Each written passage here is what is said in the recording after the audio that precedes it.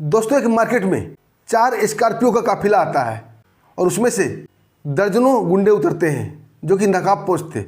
2 के हाथ में खतरनाक हथियार था। तभी हवा में धाए धाए की 2 आवाज़ आती है और मार्केट के लोग उस आवाज़ की दिशा में देखने लगते हैं और देखते ही काफ़ी डर जाते हैं और दुकानदार अपना दुकान का शटर धड़ाधड़ बंद करने लगते हैं और बंद करके भागने ही वाले थे।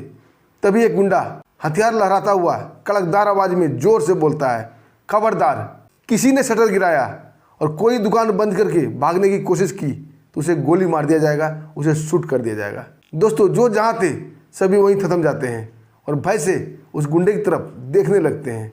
दूसरा गुंडा बोलता है, हम प्रिंस खान के आदमी हैं। इस मार्केट पर आज से प्रिंस खान का हुकूमत चलेगा और तुम सब दुकानदारों को प्रोटेक्शन मनी देना पड़ेगा। किसी ने आवाज़ उठाने की कोशिश की, किसी ने बोलने की कोशिश की तो उसकी जीभ काट ली जाएगी। तभी दोस्तों, हवा में दाएं दाएं दाएं दाएं 4 फायर होते हैं। 2 गोली हथियारबंद गुंडे के हाथों में लगता है और हथियार छिटक के दूर गिर जाता है और 2 गोली उनके दोनों टांग में लगता है और धड़धड़ा के वो नीचे गिर जाते हैं। अभी बाकी गुंडे, बाकी नकाबपोश कुछ समझ पाते इससे पहले ही धड़धड़ाते हुए पुलिस फोर्स के जवान निकलते हैं जो कि सिविल ड्रेस में थे और चारों तरफ से उन्हें घेर लेते हैं।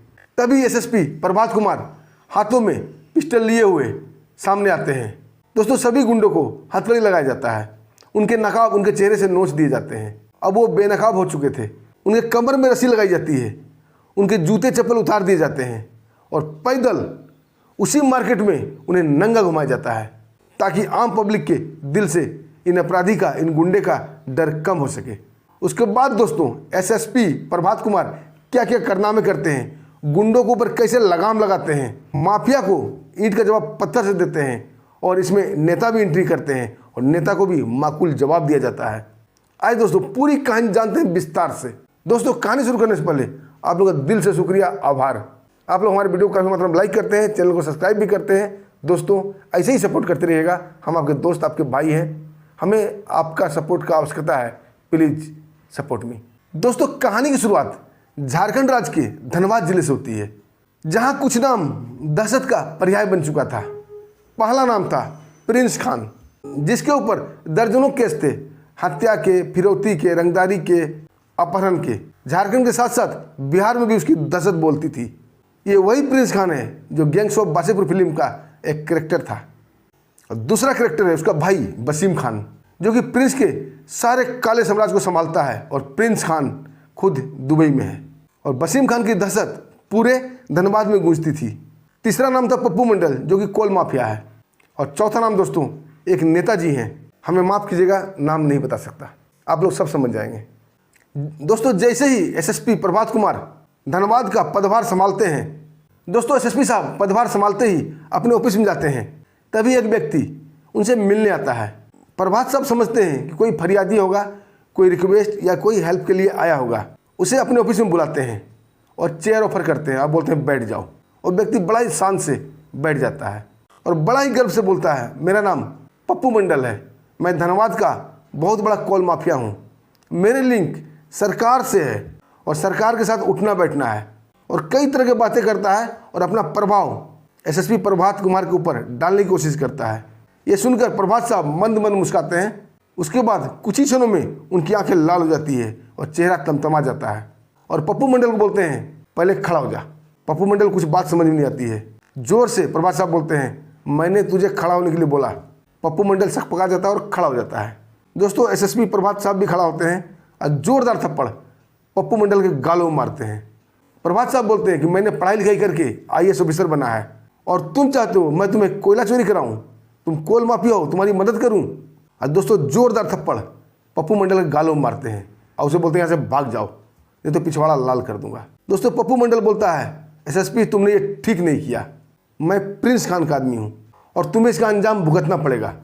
दोस्तों, प्रभात साहब बोलते हैं, अगर अंजाम की चिंता मुझे होती तो आज मैं यहाँ एसएसपी बना नहीं बैठता।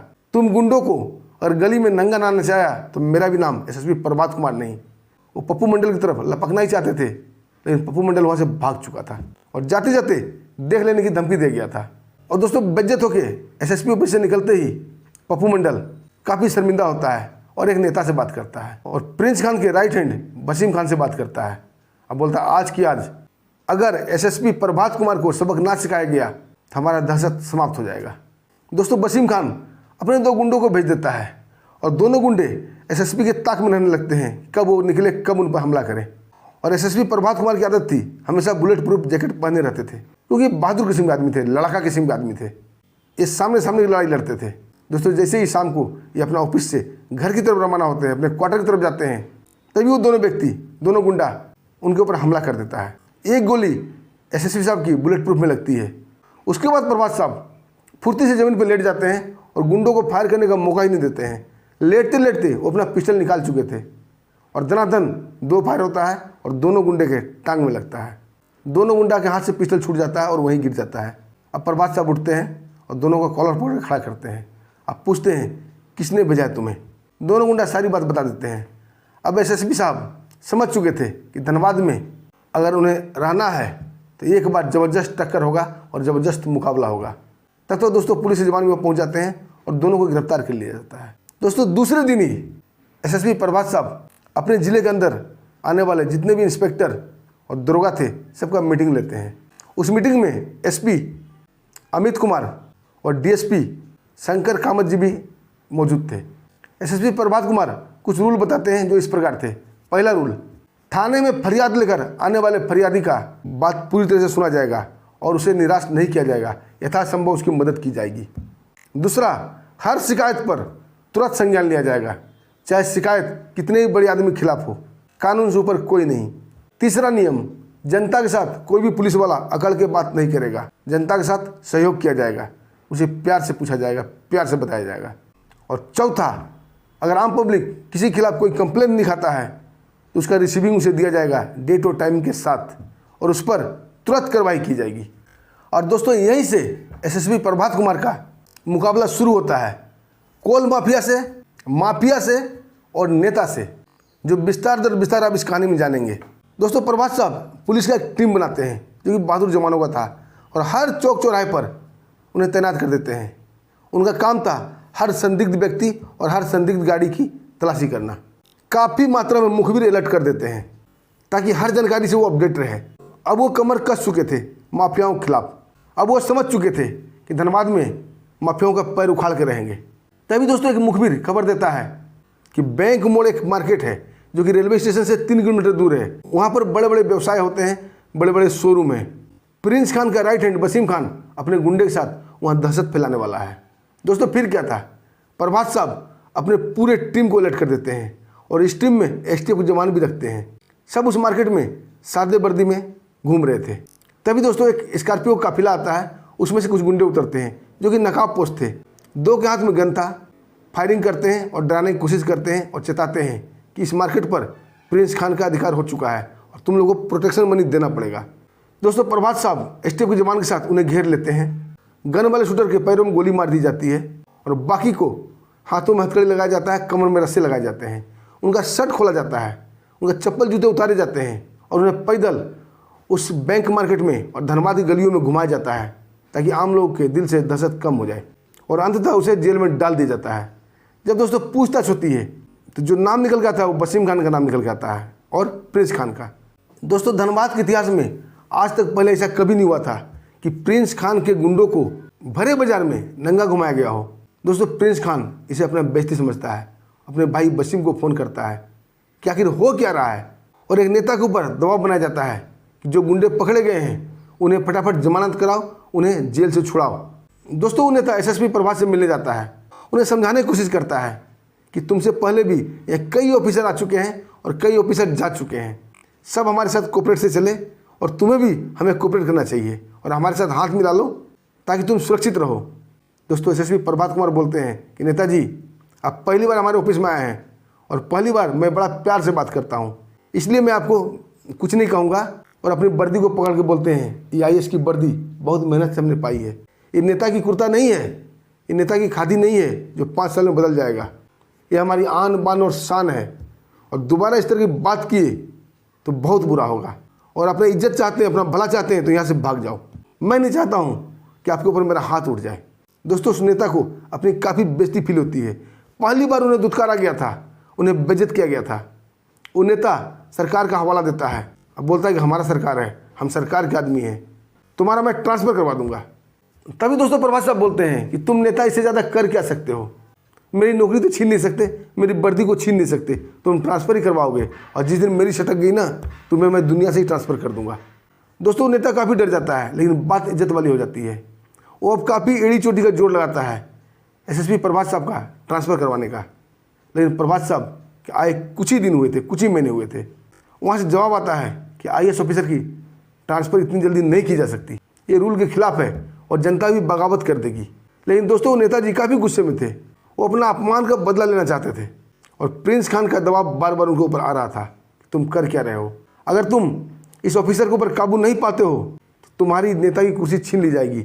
नेता मैंने तुम्हें बनाया है, प्रिंस खान ने बोला, अगला इलेक्शन में तुम नेता नहीं रहोगे।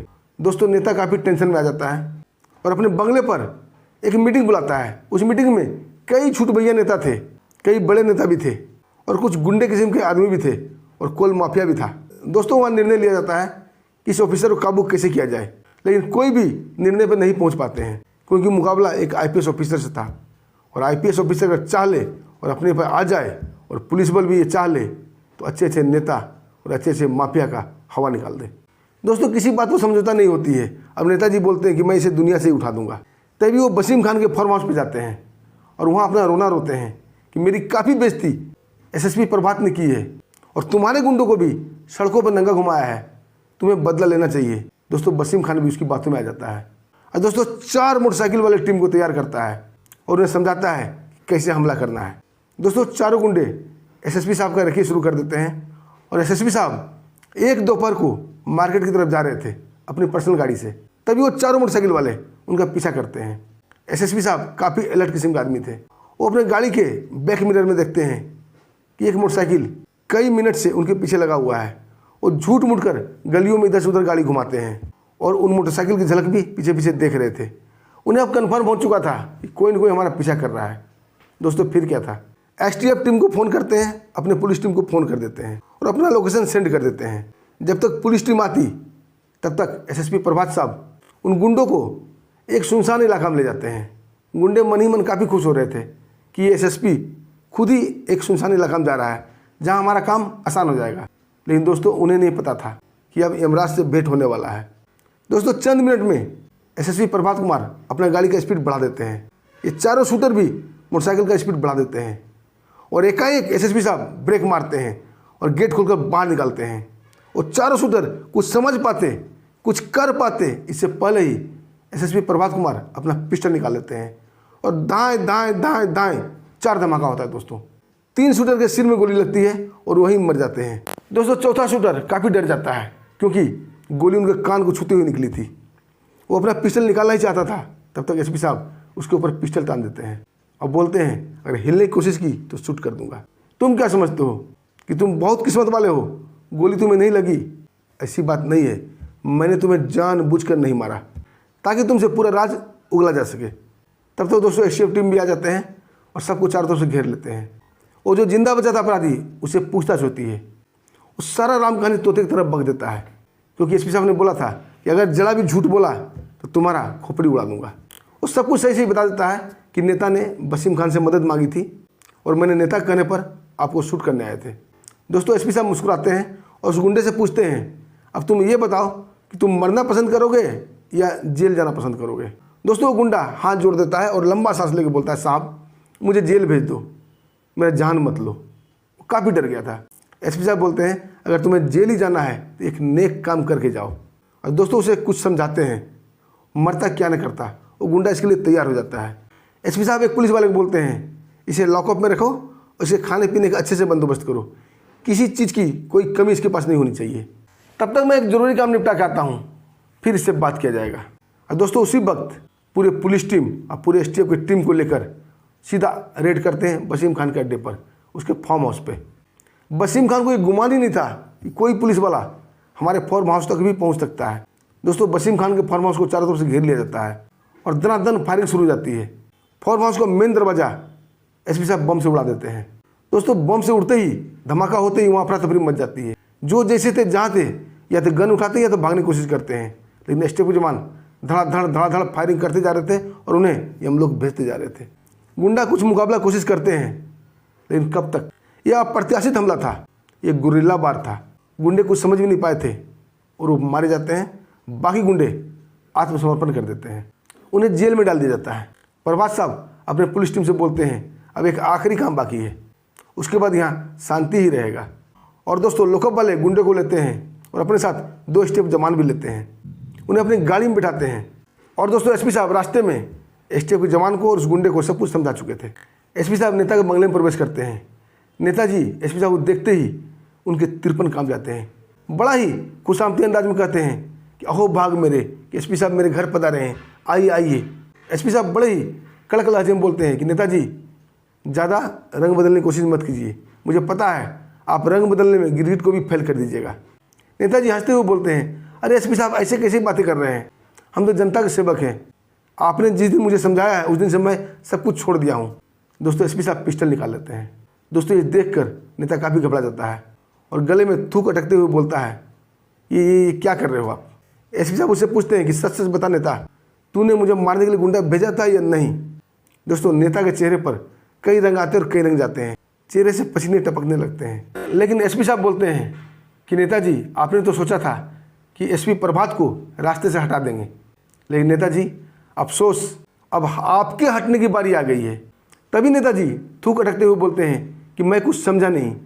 तभी एसपी साहब चुटकी बजाते हैं और उनके चुटकी बजाते ही 2 स्टेप के जवान और गुंडा वहाँ पर प्रकट होता है। गुंडा के हाथ में पिस्टल था, ये वही गुंडा था जो एसपी को मारने के लिए नेता ने भेजा था।